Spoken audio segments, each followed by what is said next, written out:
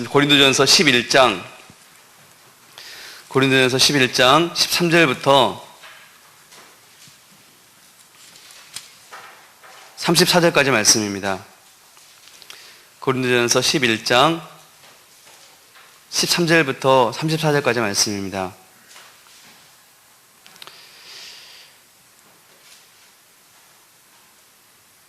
찾으셨으면 저 한 절씩 교독하시겠습니다.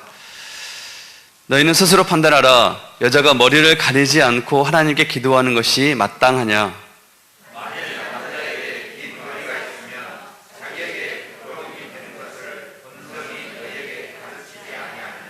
만일 여자가 긴 머리가 있으면 자기에게 영광이 되나니 긴 머리는 가리는 것을 대신하여 주셨기 때문이니라.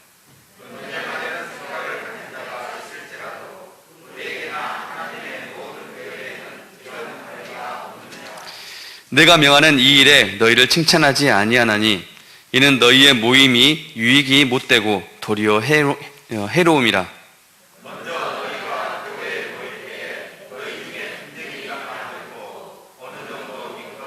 너희 중에 파당이 있어야 너희 중에 옳다 인정함을 받은 자들이 나타나게 되리라.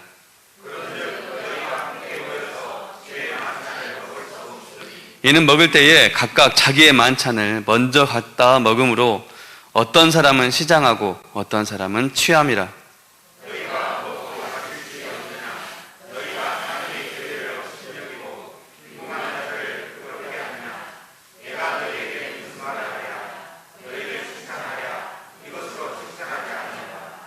내가 너희에게 전한 것은 주께 받은 것이니 곧 주 예수께서 잡히시던 밤에 떡을 가지사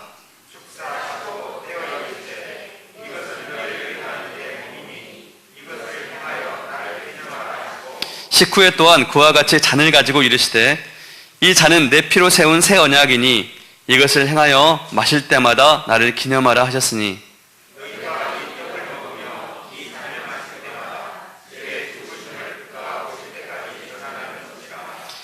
그러므로 누구든지 주의 떡이나 잔을 합당하지 않게 먹고 마시는 자는 주의 몸과 피에 대하여 죄를 짓는 것이니라.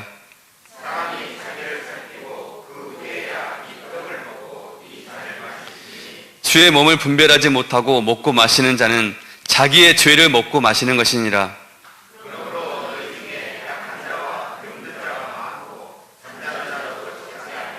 우리가 우리를 살폈으면 판단을 받지 아니하려니와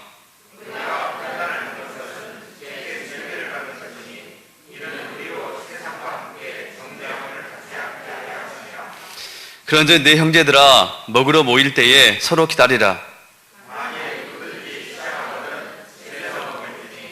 이는 너희의 모임이 판단받는 모임이 되지 않게 하려 함이라. 그 밖의 일들은 내가 언제든지 갈 때에 바로 잡으리라. 아멘. 이 시간 남자, 여자와 성만찬의 의미로 이러한 제목으로 목사님께서 설교해 주시겠습니다.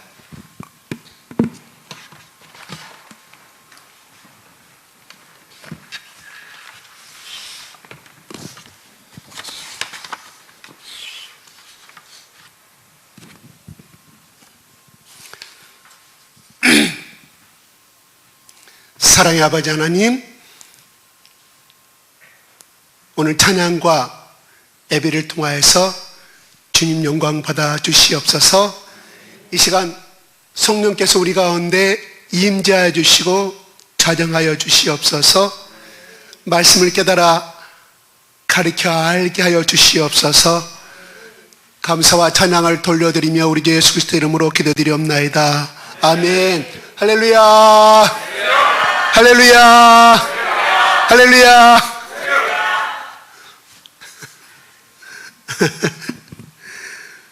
네. 오늘은 11장 예배 시간에 여자의 성도들이, 여성분들이 머리에 수건을 쓰느냐 안 쓰느냐 이런 문제와 두 번째는 성만찬에 이 두 가지를 가지고 바울은 고린도 교인들에게 말씀하고 있습니다.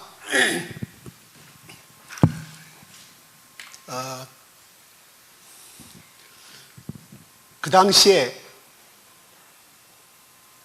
고린도란 도시의 풍습이 대부분 여자들은 머리에 이렇게 두건을 쓰고 다녔다고 그래요. 그들의 일상의 말의 문화였습니다. 문화. 또 유대 여인들도 그렇게 했던 사항이에요. 또한 그 당시에는 우리의 유교적인 것처럼 옛날의 것처럼 남존 여비 사상이 아주 팽배했던 시대입니다. 그런 가운데 예수를 믿었던 고린도의 여인들이 교회 안에서 우리가 예수 그리스도 안에서 자유로움을 던지벗고 하나님 안에서 다 똑같은 존재이므로 남성들도 수건을 안 쓰는데 우리 굳이 수건을 쓸 필요가 있느냐 하는 논쟁이 있었다 이 말이에요. 그래서 그것 때문에 바울이 이렇게 1절부터 2절부터 쭉 예배 시간에 쓰는 문제 가지고 이렇게 논하고 있습니다. 우리 한국의 가톨릭 교회도 지금도 예배 시간에 미사 시간이라 그러죠. 쓰고 있습니다. 그렇지만 다른 서구의 유럽에서 드리는 가톨릭의 모든 대부분은 이제 쓰지 않아요. 쓰지 않아요. 우리 한국 가톨릭에서 그거 하고 있습니다. 그것이 잘못됐냐, 옳으냐, 그러냐, 그것은 아무 문제가 되지 않습니다. 우리나라의 초대교회가 성립이 됐을 때 남녀가 같이 앉아서 예배 드리는 것은 용납이 되지 않았습니다. 그래서 미국의 선교사들이 오셨을 때 선미 선교사들이 굉장히 이 문제가 아주 부딪혔어요. 근데 유교를 열심히 섬기다가 나왔던 양반들이 남녀가 어찌 같이 예배를 드릴 수가 있느냐. 두 번째, 어찌하여 우리가 예수 믿는 것은 좋은데 양반과 상놈이 같이 앉아 있을 수가 있느냐. 굉장히 이 두 가지 문제가 심했습니다. 세 번째로 제사 문제까지 한다고 하면 오늘 제사 문제는 성경 말씀이 나오지 않았기 때문에 빼고요. 이 두 가지가 있어서 처음에는 그러면 어떻게 했으면 좋겠습니까? 했을 때 가운 남자 여자 예배를 따로 봅시다. 예를 들어서 일부 예배는 남자가 보고 일부 여자가 보는 이런 것이 있다가 아니 그러지 맙시다. 가운데를 커튼을 쳤어요. 커튼을. 그래서 서로가 남자가 서로 남녀가 보지 못하는. 그러면 거기 기독교 복음을 들고 왔던 선교사님들 나라는 어땠어요? 그것이 없이 예배를 드렸어요. 자유롭게. 섞어서 예배를 드렸는데 그렇지만은 그게 진리의 본질에 관계됨이 없고 거까지이기 때문에 그들의 전통의 문화를 인정해 주자 해서 남녀가 따로 예배를 커튼을 해가지고 예배를 드렸습니다. 그러니까 그 당시에 문화였다면 우리나라의 문화 그렇죠? 고린도에도 이 수건을 쓴 것은 평상시에 예배를 드리지 않아도 일상의 길을 걸어가면서 여성들은 반드시 결혼한 여성들이 이걸 쓰겁게 만들었어요. 문화였기 때문에 바울은 그게 중요한 것이 아닌데 그러면 어떤 여인들이 두건을 쓰지 않았느냐? 바로 몸을 파는 여인들이 그렇게 쓰지 않았어요. 그러니까 예수를 믿고 하나님의 창조물이 자유가 됐다고 해서 많은 사람들이 많은 고린도 여인들이 예배 시간에 그걸 쓰지 않게 다녔다 이 말이에요. 그러니까 어떤 소문이 났느냐? 그 크리스찬이라고 하는 그 교회 다니는 사람들은 머리에 수건을 안 쓰고 다니니까 자유문란하고 분방하고 음란한 사람들이 다니는 곳이다 소문이 났어요. 그러니까 바울이 생각할 때 어떻게 써야 되겠어요? 그들의 문화를 따르라고 권면을 짓고 있습니다. 수건을 쓰는 것으로. 오늘날 우리 개신교 다 쓰지 않아요? 미국이나 카톨릭에서 개방되는 이미 다 쓰지 않습니다. 이것이 구원을 얻느냐, 이게 하나님 영광을 가리냐는 아무 문제가 없습니다. 왜? 본질이 아니기 때문에. 그래서 문화를 존중하게 된 것이고, 우리가 알다시피 처음에 프랑스에서 카톨릭이 전도가 됐을 때 200년 전에 1800년도에 복음이 전가됐을 때 제사 문제로서 난리가 났었습니다. 상놈의 교회라고, 부모를 조상신을 안 먹이는 상놈의 교회라고 해가지고 난리가 났을 때 프랑스 신부들이 로마의 교황한테 편지를 보냅니다. 이런 문제가 있어서 이렇게 하는데 어떻게 내렸으면 좋겠습니까? 했을 때, 야, 그들이 제사인데 그거를 인정해줘라. 그래서 가톨릭은 오늘날까지 제사를 지내고 있습니다. 머플러를 쓰는 것과 제사를 하는 것과 어떤 문제가 있어요? 제사는 반드시 신을 섬기는 것입니다. 누구를요? 조상신을 섬기는 것이에요. 하나님이 나 이에 다른 신을 섬기지 말라고 그랬잖아요. 그렇죠? 그건 달라요. 그렇기 때문에 개신교는 처음에 들어왔을 때부터 미국의 선교사님들이 또는 호주에서 오신 선교사님들, 캐나다 오신 선교사님 절대 그거를 타협하지 아니했고 가톨릭은 타협을 했어요. 그 점이 달라요.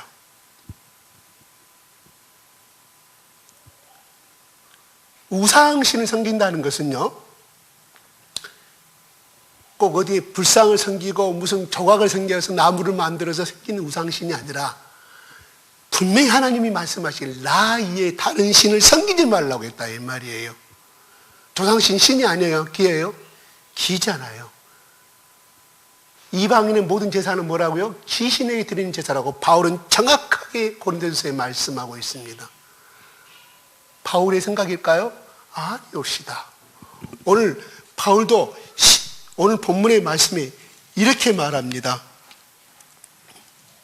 2, 3절에 보면은 내가 너에게 전한 것은 주께 받은 것이니 이렇게 말합니다. 뭔 말이에요? 성령께서 직접 바울에게 계시한 것 이해는 하지 않았다 이 말이에요. 그러므로 이방인의 모든 제사는 귀신에게 제사를 드리는 것은 바울의 생각입니까? 하나님의 생각입니까? 성령 하나님의 생각이라 이 말이에요. 그래서 지내지 말라는 것입니다. 왜요? 예를 들어서 오늘날 우리 조상들의 우리 제사들의 습관이 그렇지 않습니까? 묘소 앞에 가서 아이고 우리 자손들 잘 되게 해주시고 아버지 할아버지 어찌고 저찌고 다 그게 그 제사 그 자체가 하나님 이에 다른 신에게 지내는 기원하게 되는 것이 밑바탕에 신리상관들 깔게 됐다 이 말입니다. 그래서 농사가 잘 되면 누구? 하나님께 영광 돌린 것이 아니라 다 너희 할아버지가 뭐 어쩌고 너희 아버지가 어쩌고 저쩌고 이렇게 하나님보다는 그들에게 이미 죽어버리고 없어져 버린 지옥이냐 천국이냐 이미 가 있는 그 신에게, 그래서 그 조상신을 대표하고 가장한 귀신에게 영광을 돌리는 것이기 때문에 기독교에서는 그걸 하지 아니한다는 것을 우리는 알고 깔고 가자는 것이에요. 그래서 오늘날 예수 믿으라고 그러면 6대, 10대 종갓집에서는 그래도 천주교에서는 제사를 지내게 하니까 그걸로 다닌다고 나가는 사람들이 많아요. 본인들의 판단이니까 중요한 것은 우리가 성경의 말씀에 근감이 이거는 본질이기 때문에 아니다 이 말이에요. 수건 쓰는 것은 예배 참석하는 한복 입어야 되냐 말아야 되냐, 검정 옷을 입어야 되냐 말아야 되냐, 이것은 아무 관계가 없는 거예요. 그러나 하나님의 존재 자체를 하나님보다는 또 다른 것과 끼어 있어서 온 플러스 온으로 섬기게 하는 것은 아니다 이 말이에요. 아멘? 그래서 힌두교나 일본에도 신이 불교 신이 있지만 일본 사람한테 제가 물어봐서 너희들이 섬기는 신이 뭐겠느냐, 셀 수가 없다. 1000개가 넘는데 일본에도 그래요. 한 가지를 허락하면은 또 다른 것도 계속 물고 들어오잖아요. 그래서 예수님이 그러시잖아요. 나 같은 귀신 누구를 데리고 온다고 나머지 6명을 자기 동료들 7귀신을 데리고 들어오잖아요.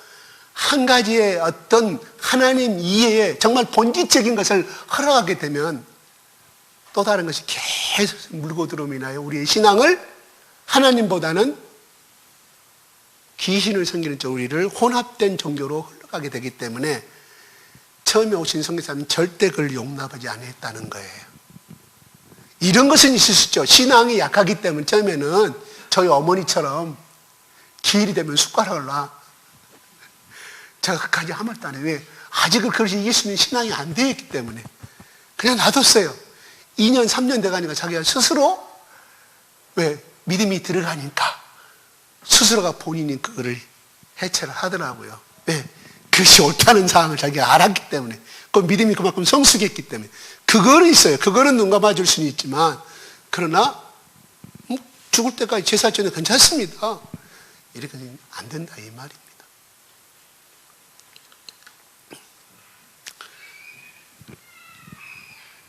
십계명은 죄를 깨닫게 해주시는 것이에요? 죄에서 벗어나게 하는 것입니까? 본질은 죄를 깨닫게 해주는 거예요. 두 번째, 십계명 율법은 뭐예요? 십계명뿐만 아니라 613개 나오는 모든 법의 말씀이 하나님 계율이 뭐예요?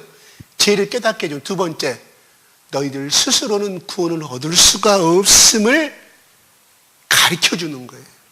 다시 말해 너희들은 지옥에 갈 수밖에 없다는 것을, 인간의 의로는 절대로 하나님 나라에 갈 수 없다는 것을 가르쳐주는 이 두 가지가 율법이 갖고 있는 의미입니다. 역할입니다. 그러므로 바로 너희들은 천국에 갈 수 있는 비결은 뭐냐? 바로 앞으로 2000년 후에 태어나실 유월절 어린 양을 예표하는 예수 그리스도를 통해서만이 영원한 영생을 얻을 수 있음을 가르쳐 주기 위해서 주신 율법의 역할이라 이 말입니다. 아멘. 오늘 바울은 예배할 때 그렇게 끝마치고 있습니다. 오늘 이 말씀을 제가 중요한 것이 아니기 때문에 여기까지 제가 끝마치고요. 17절부터 성만찬에 대해서 우리가 잘 아는 것이지만 다시 한번 여러분과 은혜를 나누고자 원합니다. 한번 17절 한번 읽어볼까요? 시작.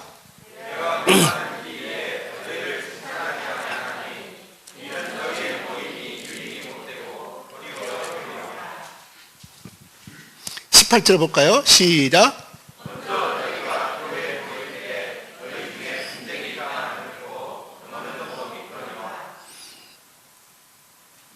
20절 시작.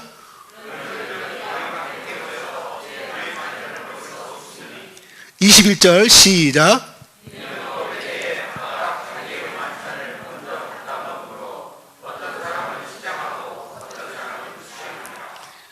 예. 고린도 교회 그 당시에 매주, 그것이 금요일 저녁이었는지 토요일 날 오후였는지는 또 주일날이었는지 성경은 나타내지 기록하지 않고 있습니다. 다만 매주 한 번씩, 그런다고 하면 매주 한 번씩 예수님이 돌아가시기 전에 성만찬을 언제 했어요? 금요일날 저녁 때 하셨잖아요, 오후에. 그러면 학자들은 두 가지 견해가 있어요. 아마 이때만 해도 유대에서 개종한 고린도 교인들 중, 또한 헬라인들 중에서도 이때는 아마 금요일날 오후에 했지 않겠느냐, 이렇게 해석을 합니다. 아니다. 주일을 예배를 지킴으로 토요일날 성찬식을 했을 것이다. 두 가지 학설이 있습니다. 어느 것이 맞는지는 몰라요. 아무튼 일주일에 한 번씩 성만찬을 했는데, 예수님이 성만찬을 할 때 저녁 식사를 같이 하면서 성만찬을 했습니다. 그 전통이 내려와서 오늘 말씀을 보니 애찬이 있고 성찬이라는 단어가 나와요. 그러니까 저녁 식사를 하면서 성찬식을 거행을 하였습니다. 그게 누가 가르쳐줬어요? 바울이. 그래서 바울이 방금 내가 읽어준 것처럼 23절에 내가 너희들이 성만찬의 의미를 가르쳐주고 예찬을 너희들에게 가르쳐주고 내가 있을 때 너희들과 같이 이렇게 행하였던 것을 내가 원해서 한 것이 아니라 하나님께 주신 말씀대로 너에게 가르쳐주었다. 그러면서 23절부터 예수께서 잡히시던 날 밤에 복음서의 말씀을 인용하면서 말씀하고 있는 것을 우리는 보게 됩니다.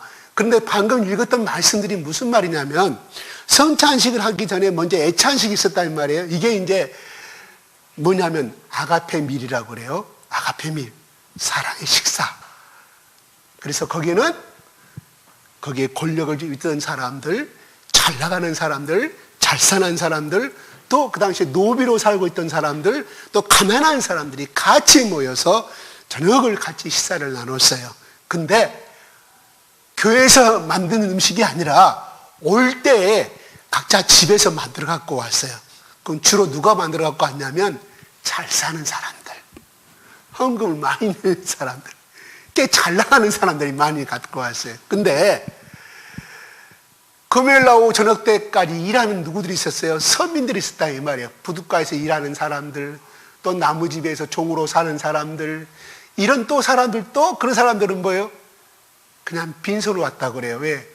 하루 먹어서 하루 벌어서 하루 살아가는 사람들, 무슨 같이 나눌 수 있는 준비를 할 수 있는 여유가 없었을 거 아니에요. 그러니까 뭐 가난한 사람, 모든 자들은 다 오래, 가난한 사람들은 이거를 애찬식을 준비하지 못하고 왔다고 그래요. 주로 잘 나가는 사람들이. 그럼 처음에는 아이고 현장님 오셨으니까 같이 잘 먹고, 그 다음에 또 자기들이 갖고 온 포도주와 떡을 가지고 성찬식을 했어요. 그 멋지게 예수 그리스도의 보혈의 피의 기념을 하고 예수님의 사랑을 기억하고 이렇게 해서 했는데, 이것이 하루가 지나고 이틀이, 한 달이 지나고 4주, 8주가 지나고 1년이 지나니까 이게 어떤 패만하게 될 때, 우리 인간은 그렇잖아요. 처음에 예수 그리스도의 사랑을 잊어버리고 그냥 인간의 사교적인 모임이 되어버렸어요. 그래서 먼저 준비하고 온 사람들이 이야기를 하다 보니까 배고플 거 아니에요, 오후에. 그러니까 이걸 갖다가 기다리지 못해서 먼저 먹어버려. 그러니까 떡만 먹으면 좋은, 잔치 맞은 음식은 좋은데 포도주까지 곁에서 실컷 먹어. 막상 선찬식을 들어가려고 보면은 그때 누가 와? 부둣가에서 일하던 사람, 나무집에서 종살이하고 하루살이 월급 받고 살아가는 사람들이 와서 잔뜩 배가 고파서 왔는데 보니까 자기들은 먹을 것이 없어요. 오늘 말씀이 그거예요. 21절 한번 읽어볼까요? 시작.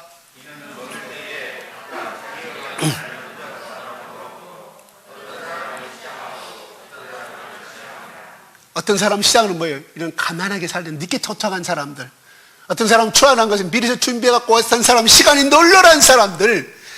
그래서 22절에 그들을 향해서 바울이 이렇게 말해요. 시작.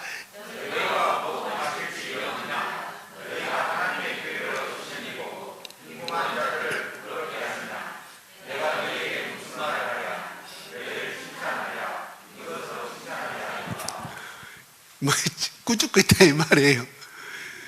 오히려 차라리 애찬이라는 것이 없었다고 하면, 그렇잖아요. 늦게 온 가난한 사람들은 늦게 와가지고 저들은 잘 사니까 지들끼리 먼저 먹고 우리는 남김없이 하나도 보니까 우리는 먹을 것이 없어요. 시험에 들었다 이 말이에요. 너희들이 결국 뭐냐? 그들을 업신여긴 마음이 있었기에 그렇게 먹어버렸음을 바울은 직파하고 간파해서 말씀하고 있다 이 말입니다. 만약에 거꾸로 로마의 황제가 고린도 교인이었다고 가정합시다. 늦게 도착을 할 때 황제가 아직 오지 않았기 때문에 그들이 먹을 수 있어요, 없어요? 감히 황제가 안 하는데 황제랑 같이 먹어야 되지 않겠습니까? 기다렸는데 안 먹고 같이 먹을 거 아닙니까? 기다렸다가. 그건 뭐예요? 에이, 늦게 온 사람 놔둬. 우리끼리 먼저 먹지. 뭐예요? 그게 없는 사람들을 업신여기는 무시하는 마음이 들어있기에 너희들이 그렇게 하였음을 바울은 알고 말씀하고, 칭찬할 수가 없다. 너희들이 회개하라고 말씀하는 거예요. 그러면서 어때요? 그 사람들은 성찬식에 참여했을 때 진정한 의미를 알고 먹었을까요? 술이 막 곤드레 맞아가지고 아이고 김지사 한 잔에 들사 한 잔에 성찬식 하겠습니다. 그들이 진정한 정관한 마음을 했으면 좋겠냐 이 말이에요. 술은 뭐예요? 포도주는 포도주 분명히 술이에요.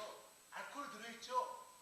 보통 지금 수입산 포도주가 보통 몇 프로입니까? 한 12% 정도 될까요? 그걸 곤드레 몇 명을 몇 잔을 마셨는가는 모르지만 이미 알탔다 해가지고 이미 회와 전도 같은 이미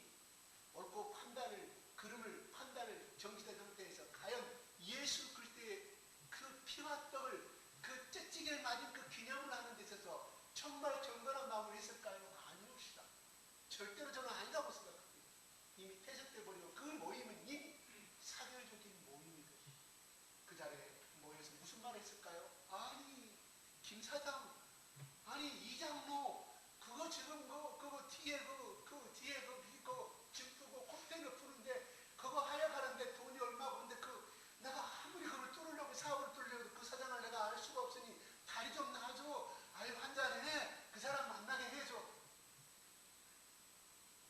그 장사를 하는데 요새 채소가 막혀가지고 배추가 양파가 값이 엄청 뛰는데 아이고 그 김사장은 또 도매상으로 엄청 10불 이상 쌀 수가 있는데 어이 김집사 그 다리 좀 놔줘. 이 세상 틀린 몸으로 흘러가 버린 그 상을 바울이 모를 리가 있었겠냐 이 말이에요.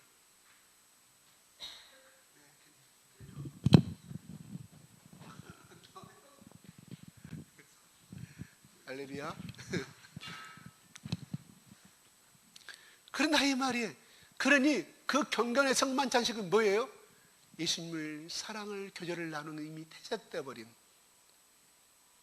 그리고 오늘 본문 말씀이거든요. 18절에 파당이 되고 분쟁이 되어버린 것들 속에서 또 두 번째 자기들끼리 자기 밥끼리 먹어 식사를 같이 하더라도 자기끼리끼리 모여 끼리끼리 모여. 그러면 교회 나온 지 얼마 안 된 사람들 그 모임에 낄 수 있을까요?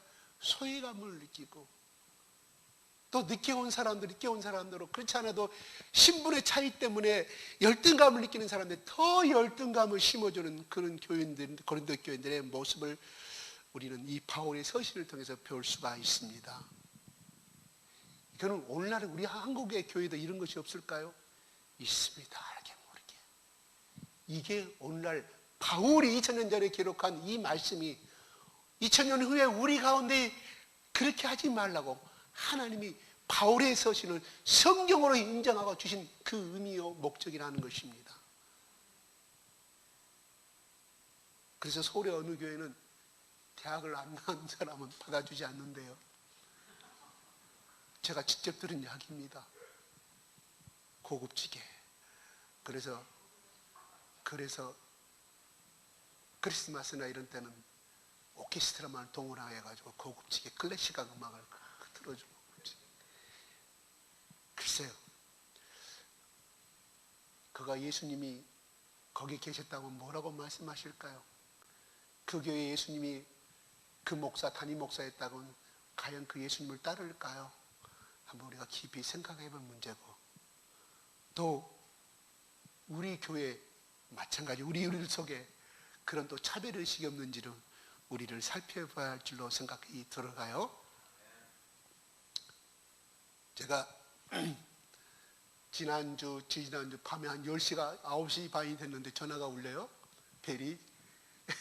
저 처음 받았어요. 우리 교회 벨을. 하더니 어떤 남자가 받아가지고 제가 그 교회 가고 싶은데 가도 됩니까? 어디가 있습니까? 그래서 어디라 했더니 지금 계신 곳이 어디예요? 그랬더니 가까운 곳이에요. 온다고 그랬을 때 밤에 토요일 날 약간 두려움이 생겼어요. 그래서 일단은 오라고 해놓고 불을 다시 켜가지고 근데 한참을 기다리다 하나요?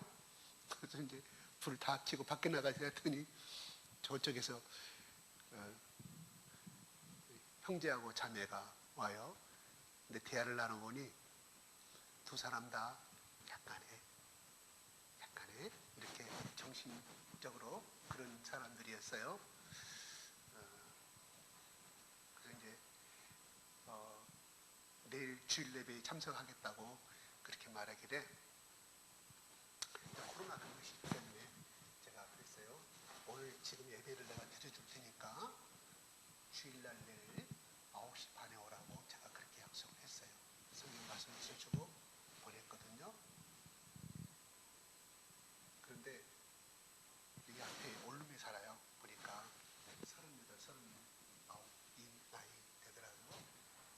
그래서 내가 내일 기다릴 테니까 꼭 와줘. 너희들만을 위한 특별한 예배를 내가 일부에 너희들 둘만 우리는 원래 10시 반부터 하는데 코로나가 정오부터 문제도 있고 이렇게 일부에 와라. 그 사람을 너희들 특별한 예배를 드리겠다고 그래가지고 했더니 왔어요. 앉혀놓고 제가 예배를 드렸거든요. 너무 좋았어요. 왜? 제 속에 순간 두 가지가 들었어요. 처음에는 의심했다는 거. 무슨 밤에 왜 낮에 전화를 하는데 밤에 전화를 했을까? 정신적으로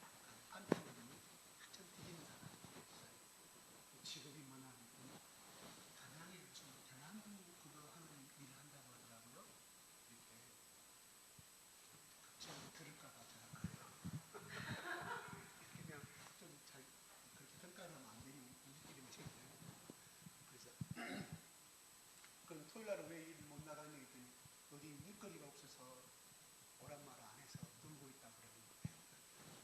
불쌍하다 그래서 예배를 드리고 다음 주에 꼭 와달라고 했어요. 근데 다음 주에 또 든가 8시 반에 또 전화가 와서 토요일 날 목사님 거기 가도 돼요? 지금 오세요. 그랬더니 9시 10시까지 기다려도 안 와. 8시 반에 됐는데 제가 그 집을 알아요. 처음에 왔을 때 제가 따라갔었거든요. 그래서 내일 아침으로 오겠지 하고 내일 아침에도 8시 일찍부터 불 켜고 청소해놓고 기다렸는데 9시가 다 돼도 안 와. 9시 분데 안 와. 그래서 갔어요. 집 방문해서 했더니 저 오늘 피곤했다 못 가요. 그러니 얼마나 실망이 되든지 오전에 그러면 왜 온다 할 거 안 하니 가려고 그랬었는데 전화 끊구나. 친구가 와서 못 갔어요. 저는 이렇게 생각을 했어요. 하나님이 나에게 보내준 천사라고 생각을 했어요. 하나님이 나를 사랑의 테스트를 하신, 저는 그렇게 생각을 했어요. 하나님이 톨스토이의 그 사람 무엇으로 사는가 나오잖아요. 그죠? 결국은 아무리 기다려도 하나님 예수님이 오시잖아요. 천사가 오질 않은 나중에 말씀하잖아요. 가장 가난한 거지의 모습으로 간 것이 바로 나였다고 구두방 주인에게 가르쳐주는 대목이 톨스토이의 꼭 우리 자녀들의 그걸 꼭 읽어주십시오. 저녁에 잠자기 전에 침대맡에서 굉장히 기억이 오래 남을 겁니다. 예, 거기 나온 것처럼 또 아브라함이 부지 중이라 그랬잖아요. 부지 중에 알 수 없는 중에 하나님을 만나게 되잖아요. 하나님 전사를. 그래서 저는 그 말씀이 확 떠올랐어요. 하나님이 보내신 천사다고 저는 그렇게 생각을 하고 그렇게 내가 예배를 드렸던 기억이 나요. 오늘 아마 저는 또 9시 때 기다렸어요. 8시 반부터 일 나갈 것 같아요. 그래서 제가 부담을 안 주려고 방문을 안 했어요. 그때 주일날 방문하니까 담배 연기가 가득 찬 연기 냄새가 확 나오는데 제가 정죄하는 마음이 생겼어요. 근데 그건 아니잖아요. 그죠? 우리를 구원하신 하나님은 우리를 죄악 가운데서 보냈죠. 추악한 가운데서 우리를 건져내셨는데 내 순간 의인의 마음이 생겨서 너희들이 자기들이 교회 열심히 다녔다고 그래. 다른 교회를 큰 교회를 이야기하더라. 몇 군데를. 그래서 제가 물었어요. 왜 여기 큰 교회 있지 않느냐. 이기로 하라고 다 알고 있더라고요. 우리는 조그만 교회야. 그랬더니 하는 말이 그냥 여기가 좋아서 마음이 끌려서 인터넷 찾아가지고 얘기를 왔다고 이야기를 해서 저는 오늘 혹시나 하고 또 기다리는 마음으로 기다렸는데 아마 일을 나가는 것 같아요. 일이 아마 대나무 일이 보면은 막 활발해진가 보죠. 잘 모르겠습니다. 아마 일 나가지 않았을까 생각이 들어갑니다. 예. 아무튼 그랬었어요. 가끔 가난한 자를 실족해버리고 그러는 가운데 이렇게 말합니다. 27절에 시작.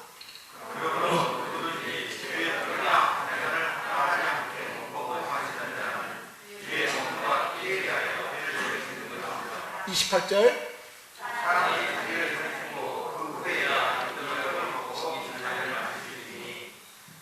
29절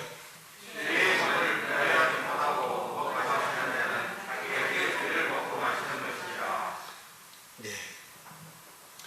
그런 가운데서 그런 마음으로 마시는 고린도 교인들아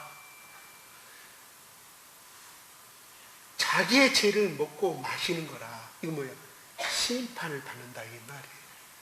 회개치 아니하고 성찬식에 참여하는 것은 그리고 그렇게 예수님의 첫사랑의 귀한 십자가의 의미를 알지 못하고 마신다는 것은 바로 너희를 죽이는 것이다. 그러면서 그 결과가 이미 바울은 말합니다. 너희들이 그렇게 행함으로 인하여서 나타난 결과가 뭐냐? 바로 30절 바로 너희들 보라. 시작.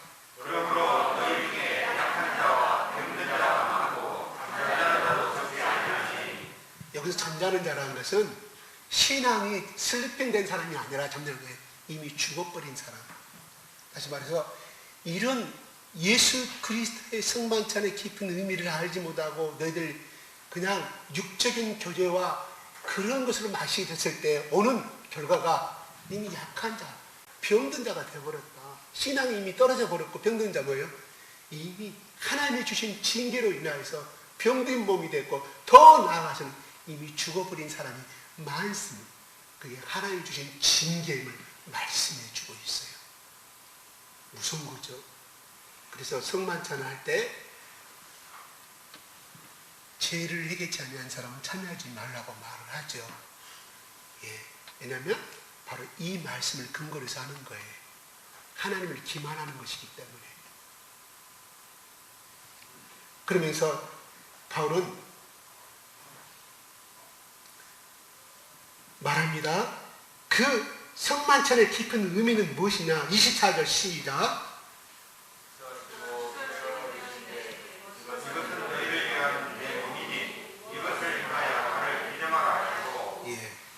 복음서의 마지막에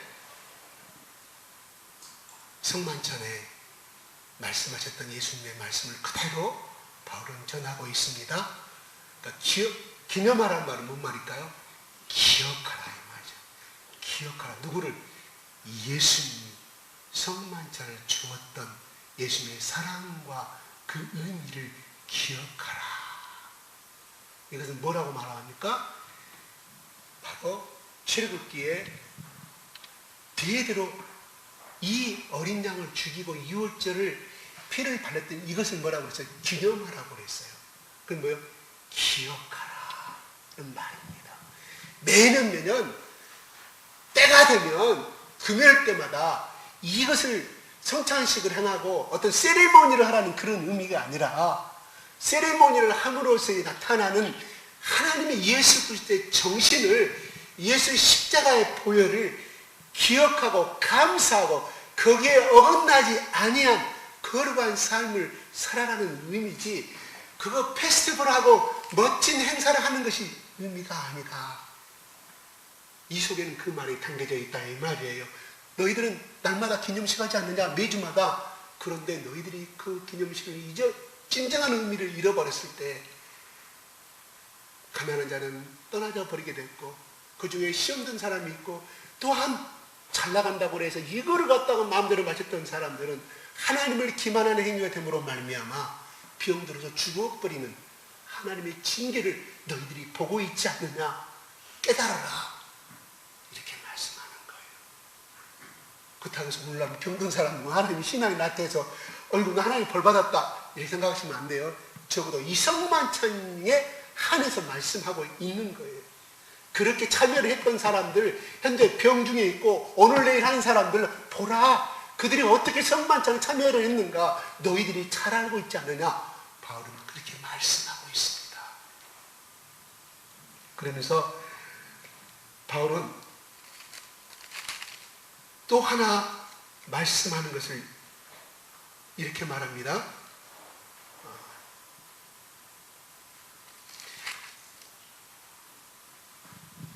너희들이 머리에 숯불을 쓰고 예배를 드릴 때 천사가 지켜본다고 바울은 오늘 11장의 말씀을 말하고 있습니다. 유대인들의 사상 속에는 반드시 내가 태어나자마자 천사가 나를 지켜주는 수호천사가 있다고 그들은 갖고 있는 신앙이 그렇습니다. 제가 저번에 말씀드렸던 것처럼 베드로가 감옥에 분명히 있어야 할 것인데 문을 두드렸을 때 마가의 어머니나 사도들이 그 여종을 향하여서 베드로가 살아왔습니다 했을 때 정신이 돌았다. 두 번째는 천사가 베드로를 지키는 천사가 왔다고 설명하지 않습니까? 그 배경이 바로 그거예요. 그러면 오늘 수건 쓰는 것을 예배를 드릴 천사가 지켜본다고 말씀하였다는 이 말씀을 가지고 우리가 여기에 적용시킨다고 하면 우리가 예배 드리는 우리의 태도를 누가 보고 있다? 천사가 보고 있다 이 말입니다. 물론 오늘날 성령의 시대이기 때문에 무슨 천사가 있냐고 그러지만 천사는 반드시 있습니다. 왜요? 죽었다 깨어난 사람들의 말이 교통사고에 죽었을 때 천사가 자기를 꿇고 옆구리에 끼고 올라가더라 이 말이에요. 대부분 그렇게 말을 하고 있습니다. 그런 것을 봤을 때 우리의 일거수일투족을 누가 보고 있다? 천사가 보고 있다. 두 번째는 꼭 천사를 말하지 않아도 성령님이 우리를 보고 계신다. 누구를 통해서? 자식을 통해서 보고 있을 수도 있어요. 무슨 말인지 알겠죠? 예배 시간에 예배 똑바로 드리셔야 합니다. 왜냐하면 자식이 그걸 보고 있어요. 보고 있다 이 말이에요. 그러니까 그건 여러분 알아서 하세요. 예, 그렇습니다. 그러면 바울은 23절에 이렇게 말합니다. 시작.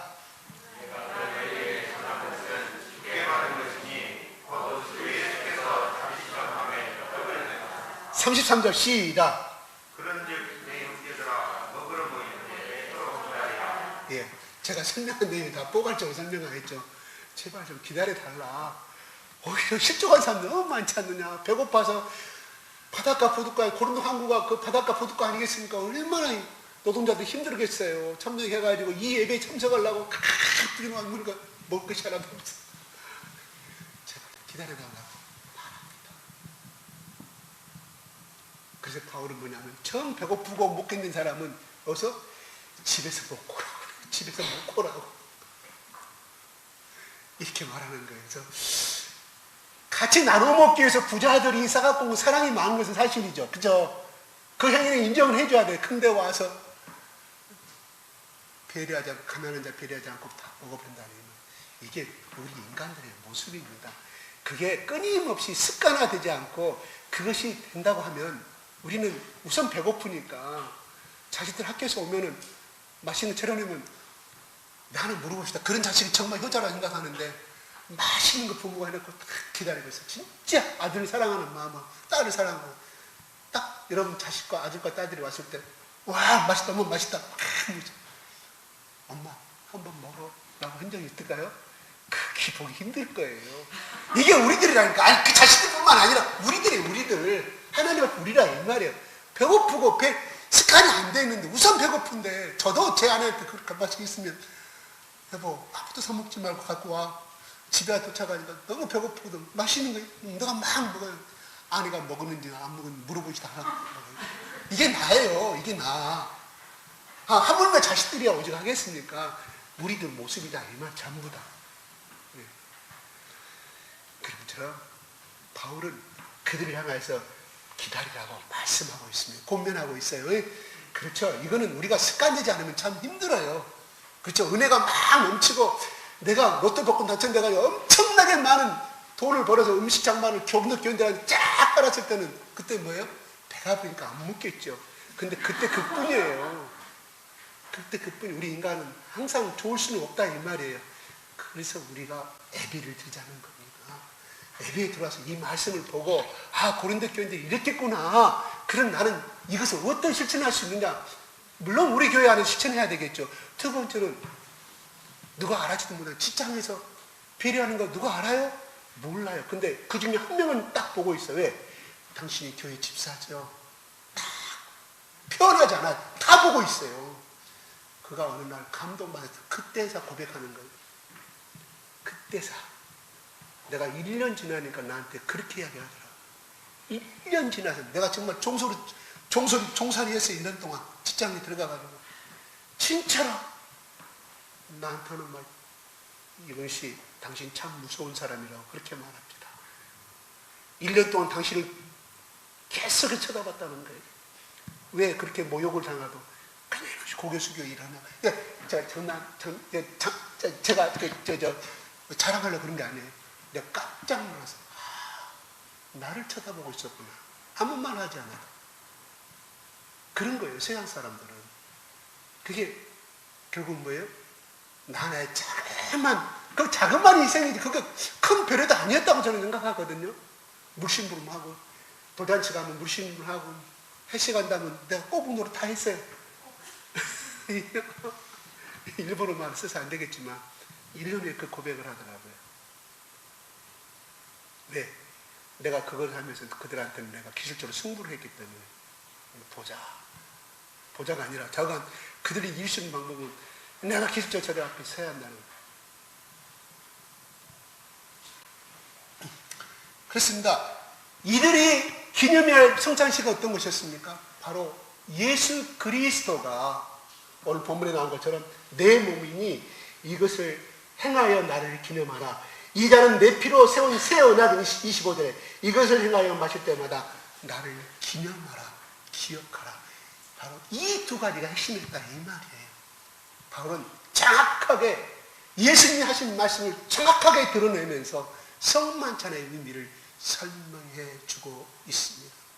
바로 이들은 떡을 마실 때마다, 떡을 먹을 때마다 바로 예수님이 십자가에서 돌아가시기 전에 말했던 채찍과 살점이 뚝뚝 떨어져 나가는 그 피비린내 나는 그 살점이 하나하나 찢겨 나갔을 때 그 예수님의 그 모습. 떡을 뭉텅뭉텅 주지 않았어요. 각 개인에게 예수님이 뭐예요? 하나씩 찢어 나눴어요. 다시.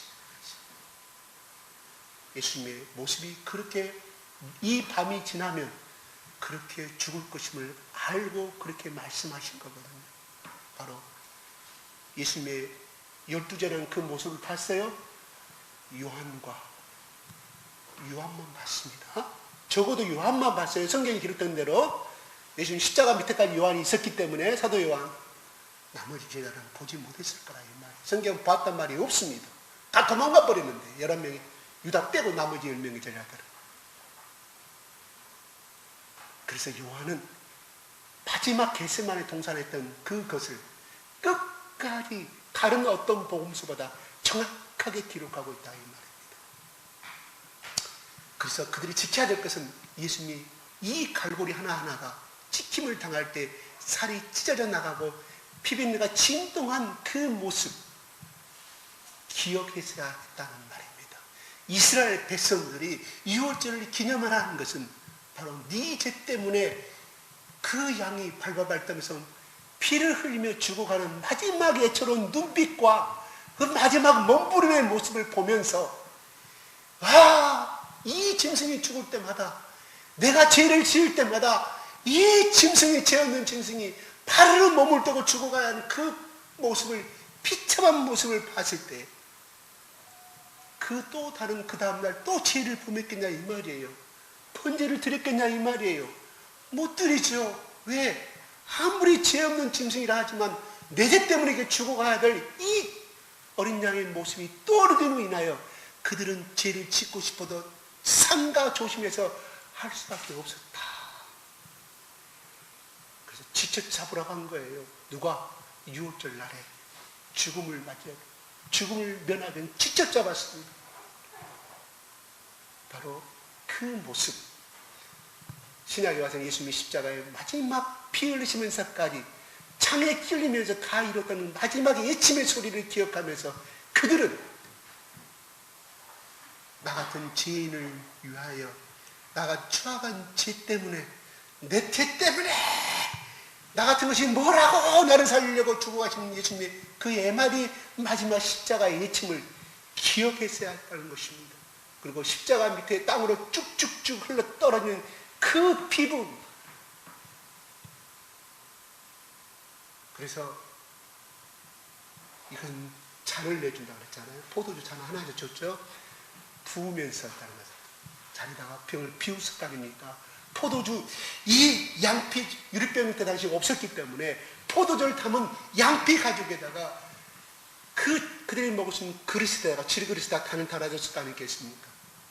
그 피를 그랬다는 부었다는 말입니다. 잔을 따라왔단 말은 부었다는 말이에요. 그럼 무엇을 의미해요? 바로 십자가 밑에서 그 위에서 떨어지는 십자가의 그 예수님의 그 보혈의 피를 머리 위에 툭툭툭 떨어지는 그것을 체험하고 그것을 매주마다 다시금 기억하고 회상시키고 마음에 심기는 마음에 가슴에 내 영혼에 그 피를 붓는 자만이 바로 예수 그리스도의 은총과 십자가의 그 의미를 깨닫고 바울처럼 그 표대를 향해 달려갈 수 있었기에 예수님이 이 기념식을 하라고 말씀하신 거라 이 말입니다. 아멘. 그 삼포능자가 쓴 미로하야가 쓴 마지막에 그 비밀의 그림을 열었을 때 바로 자기 남편이 그린 마지막 유적인 바로 십자가 밑에서 무릎을 꿇고 예수 그리스도의 보혈의 피가 뚝뚝뚝 자기 남편의 머리 위에 떨어지는 것이 바로 자기 아내에게 주신 마지막 남편의 선물이었다 이 말입니다. 어쩌면 미루아 하야코라는 사람이 이런 아름다운 소설을 지어낼 수 있는 것은 정말 미루아 하야코는 정말 위대한 믿음의 사람이었던 것 같아요. 바로 그 신앙이 바로 미루아 하야코가 그리는 신앙의 글이었다 이 말입니다. 우리의 자녀들이 작가를 꿈꾸고 소설가를 꿈꾸고 또 어떤 멋진 문피가를 꾸민다고 하면 바로 이러한 미루아 하야코 같은 예수 그대의 십자가를 온갖 피피를 십자가로 가슴으로 떠하는 그러한 아름다운 소설을 그러한 예수 그리스도를 만나는 자녀가 되게 하시고 또한 그런 아름다운 글을 써낼 수 있는 위대한 작가가 될 수 있는 그런 소망을 가지고 기도하시기 바랍니다. 아멘. 작가가 아니면 어떻습니까?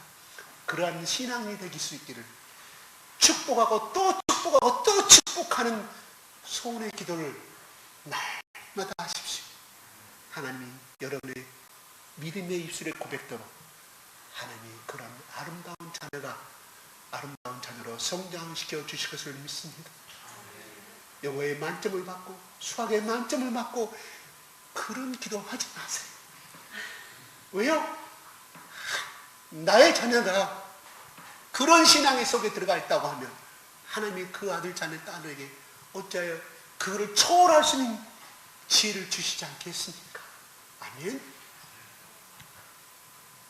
원정수 권사 여러분 옛날에 우리 간증 들었잖아요. 네?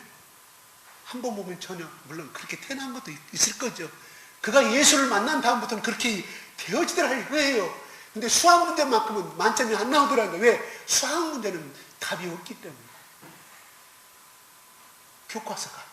근데 영어는 몇 줄, 몇 페이지에 만점 예수를 만나고 성령을 만난 다음부터는 그냥 머릿속에 책 페이지 몇 페이지 몇 줄까지 딱 기억돼서 그때부터 1등이 나서 그래서 거기 서울에 거기들을 들어갔다고 우리 간증을 알고 있지 않습니까? 그분이 지금 목사가 됐죠? 목사함수 받고. 네. 그렇습니다. 우리가 정말로 기억해야 할 성만찬은 날마다 적어도 일주일에 한 번 정도는 바로 경건하게 말씀 앞에서 나를 보살피고 돌아보는 삶. 그래서 깨끗이 씻어내는 삶을 하나님은 원하셨기에 바로 나를 기념하라. 초대교회 때는 매 주마다 이것을 행하였고 예수님 당시에도 살았던 당시에도 유업절에 성만찬을 하였음을 물론 그 당시 성만찬은 바로 성만찬의 완성이 구약의 성만찬의 완성이 바로 나임을 그래서 오늘 말씀에서 25절에 이 잔은 내 피로 세운 언약이니 새 언약이 이것을 행하여 마실 때마다 나를 기념하라. 26절에 시작. 너희가 이 떡을 먹으며 이 잔을 마실 때마다 주의 죽으심을 그가 오실 때까지 전하는 것이다. 예, 바로 이 성만찬을 하는 그 의미는 뭐냐? 바로 예수의 십자가의 죽으심의 의미가 무엇인가를 전하게 하기 위해서. 먼저 빚을 받아야 되잖아요. 다른 자기 스스로 빚을 낼 수 있어요? 절대 아니죠. 태양을 받아야만이 다리 빚을 낼 수 있는 것처럼 우리가 이 성찬의 날마다의 말씀 앞에서 예수 그리스도의 십자가를 만나는 그 위대한 은혜를 기념함으로 인하여 우리는 이 빚을 이 성찬의 의미를 믿지 않는 자들에게 전할 수 있음을 바울은 말해주고 있습니다.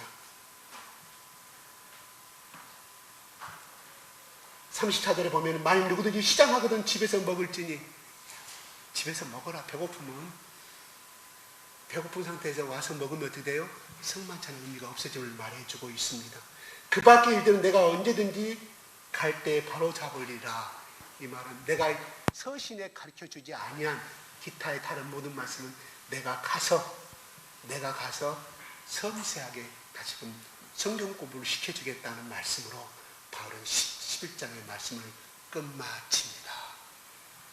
오늘 주된 포인트는 뭡니까? 예수의 십자가의 피와 그 다음에 예수님이 갈고리 찢겨지신 예수님의 십자가의 몸을 우리에게 말씀해 주고 있습니다. 우리가 성령이 깊은 세계에 들어가게 되면 바로 언젠가는 기도를 속에 깊이 들어가게 될 때 내가 십자가의 그 모습 속에서 째찌개의 소리를 들을 수가 있을 때가 있을 것이며 피를 흘리는 소리를 목격하게 될 것입니다. 내가 보고 싶어서 보이는 것이 아니라 성령께서 그것을 보이게 만든다는 사실입니다. 그때 또 우리의 인생은 확 뒤집어지는 거예요. 확 뒤집어지는 주일날 예배에 빠지지 마세요. 기도하는 거 빼게 하지 마십시오. 공적인 예배에 빠지지 마십시오. 말할 필요가 없습니다.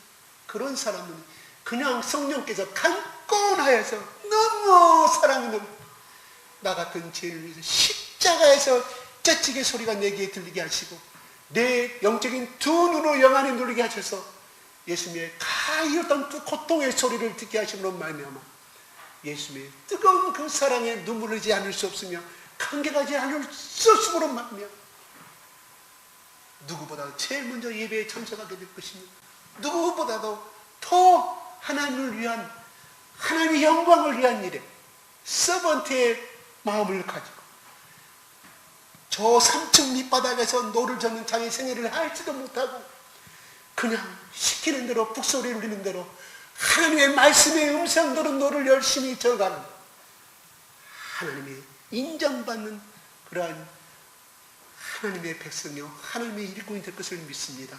기도하겠습니다. 아버지 하나님,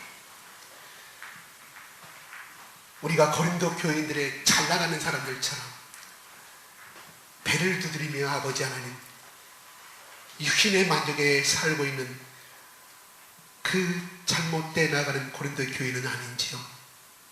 아버지 하나님, 오늘 말씀 속에서 깨우쳐 알게 하여 주시옵소서.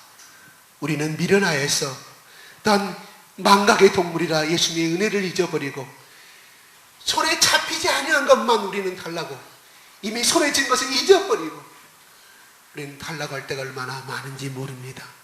그래서 불만족하고 기도에 응답하지 못한 것에 대해서 우리는 예수님의 사랑을 불신하게 되고 그렇게 하는 예수님의 그 골고다 언덕의 사랑의 정체를 잊어버리고 살아갈 때가 얼마나 많은지 모릅니다. 아버지 하나님, 오늘 주님께서 바울을 통해서 우리에게 오늘 이 말씀을 주신 것은 하나님